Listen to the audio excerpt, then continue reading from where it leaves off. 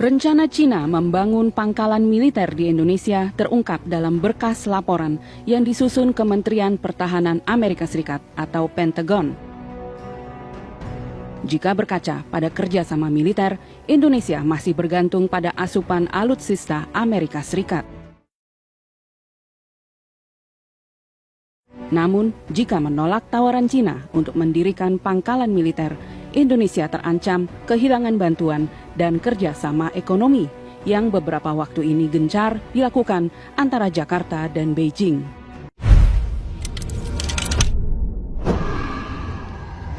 Ya itu saya pikir orang itu kalau berpikir waras itu kan Indonesia itu non judicial, ya. Saya belum pernah menurut non judicial solution, ya. Itu saya belum pernah dengar, itu artian dari orang yang pikirannya aneh itu, ya. Nah kemudian yang ditolong kan semua kan yang dikasih uang apa itu kan yang dianggap korban, ya. Kompensasi Ya. Ini menyakiti angkatan darat, menyakiti umat Islam, ya. Karena itu memang maaf ya Pak Jokowi, ya. Saya kalau bicara tentu berdasarkan fakta. Memang Pak Jokowi itu pintu gerbang, ya, bagi RRC Cina itu untuk masuk ke Indonesia semaunya gitu, ya.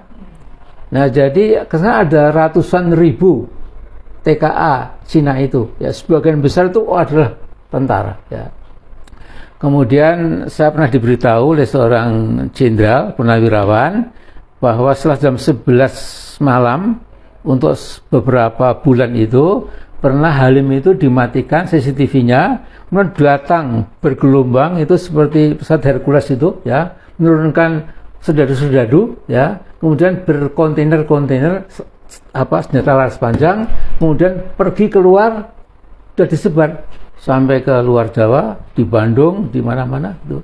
Bahkan saya pernah daripada saya cuma suudon, ya, saya lihat sendiri itu Pulau G, ya, itu sudah jadi negara Tiongkok kecil, ya.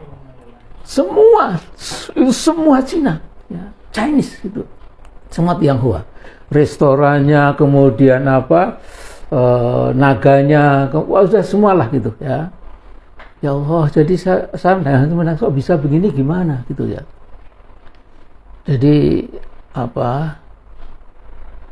ya kadang-kadang itu, ya, jadi sering buat itu bidan, ya. Ya saya kira kembali kepada Nabi, ya, Rasulullah itu kan membangun kader, ya, yang itu nafisabillah hak, ya, yang yang jahidu fisabili haqqa jihadih, ya. Dan memang ya Muhammadiyahnya, ya NU-nya, ya maaf lain-lainnya lah, ya, itu yang hilang adalah semangat jihad, ya. Perhatikan innallaha ashtara minal mu'minina anfusahum wa amwalahum bi anna lahumul jannah yuqatiluna fi sabilillahi fayaqtuluna wa yuqtalun wa'dan alaihi haqqan fit taurati wal injili wal qur'an wa man awfa bi'ahdi minallah fastabshiru bi'akumul ladzi bay'atum bih wa dzalika huwal fawzul adzim, ya. Jadi dulu kan sudah ada transaksi, ya, di alam ruh sana, ya, sebelum Nabi itu turun itu sudah ada transaksi antara orang beriman dengan Allah, ya. Yaitu orang beriman dibeli nyawa dan hartanya dan pasti akan diberi bayaran yang namanya Jannatun Naim. Wadzalika huwal fawzul adzim, ya. Nah, tapi memang fighting spirit umat Islam Indonesia ini itu rata-rata lembek sekali, ya. Mengapa? Saya melihat ada apa, ya? Jadi kira di Quran ini yang agak mirip dengan keadaan kita di mana gitu. Nah, ini adalah konfrontasi antara Jalut dan Tolut setelah Nabi Daud, ya. Jadi dalam Al-Baqarah itu kan dikatakan bahwa Jalut itu sudah menggasak, merampok, memperkosa,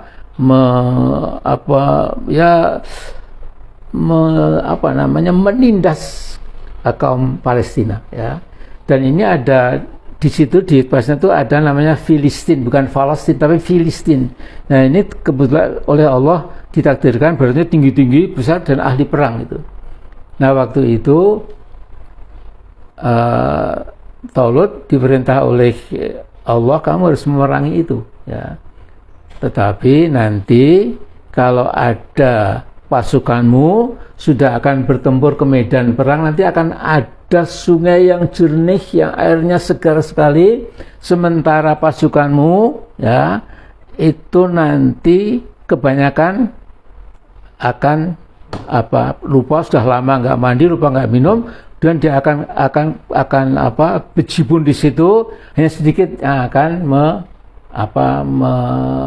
memegang larangan Allah. Jadi jangan minum, ataupun yang sekedar minum, sekedar memenuhi tenggorokan, itu oleh Allah dimaafkan.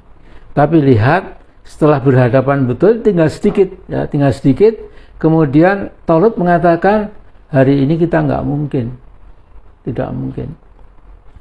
Terus Nabi Dawud, jangan begitu ya. Dan diantara itu ada mengatakan kami fi'atin qalilatin ghalabat biidznillah wallahu ma'as sabirin ya.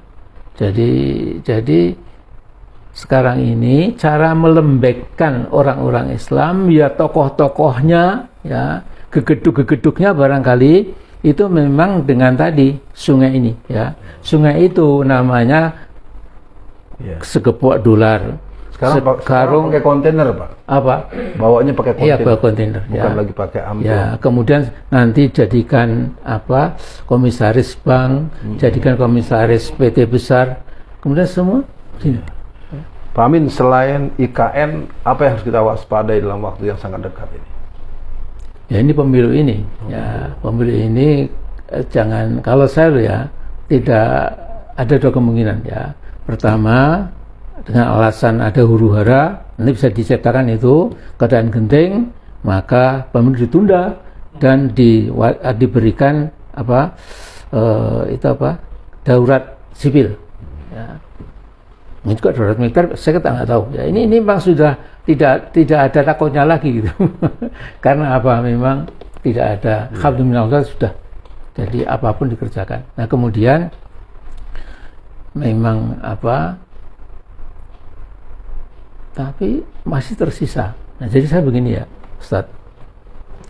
Saya melihat ya, ternyata kata-kata la ilaha illallah itu, la ilaha itu artinya la kepada kezaliman, la kepada fir'aunisme, la kepada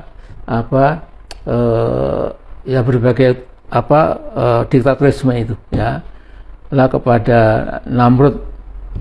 Namrudism atau Nimrod atau Namrud itu ya. Asal dia mengatakan ini, itu akan bergulir. Jadi saya tahun 81 dari Amerika, tahun 80 akhir pulang, tahun 81 ketemu Pak Fatwa. Pak Fatwa baru saja keluar dari gang, kemudian dicurit ya, karena Pak Fatwa masuk petisi 50 gitu. Tapi saya rangkul Pak Fatwa, Anda ini akan jadi pintu bagi jatuhnya Orde Baru. Karena Anda mengatakan Allah, tidak. Karena ada yang mengatakan tidak, maka Allah akan berikan ma'unah, berikan bantuan itu. Nah, saya kira sekarang ini pun mirip-mirip ya. Selama masih ada yang mengatakan la, tidak kepada sistem yang dibangun oleh Pak Jokowi ini, tidak kepada sistem yang sangat zalim ya, itu nanti Allah turun. Tapi kalau berkata tidak pun juga bungkam, ya nanti Allah akan lepas. Pak Amin, yang terakhir, bagaimana tentang KKN ya? Kelihatannya kan sampai tegas-tegas, akhirnya ujung-ujungnya antara satu sisi KKN nepotismenya, sisi lain adanya permintaan dibubarkannya KPK. Ini bagaimana Pak Amin? Ya, kan Mahfud MD sama Jokowi kan argumennya kan, wong kita mau memperkuat KPK kok malah mau dibubarkan, cuma gitu ya. Oh. Nah padahal mereka tahu ya, mereka itu pinter juga itu. Kalau umat yang tadinya itu potensial bisa jadi oposan, itu dikorupsi aja, korupsi semua. Korupsi jadi jadi tersandra itu loh ya.